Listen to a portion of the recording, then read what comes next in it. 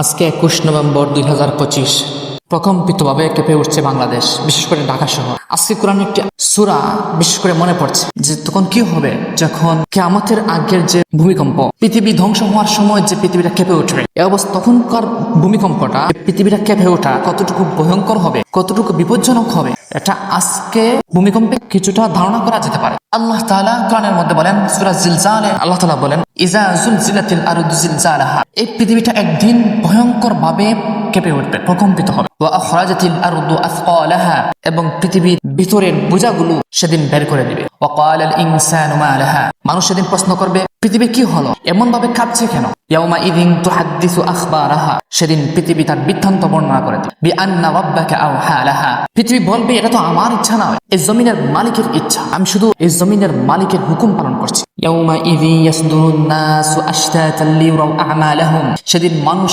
বিভিন্ন দলে প্রকাশ পাবে যেন তাদের আমল নামা সুস্পষ্টভাবে দেখতে পারে। ফামাইয়ামাল মিসকালা যাররাতিন খায়রান ইয়ারা, মানুষ অনুপরিমাণ যদি কেউ নেক আমল করে থাকে সে নেক আমলও সে দেখতে পাবে। আমাইয়ামাল মিসকালা যাররাতিন শাররান ইয়ারা, আর কেউ যদি অনুপরিমাণ গুনাহ করে থাকে তাহলে সেই গুনাহ, সেই পাপ সে দেখতে পাবে।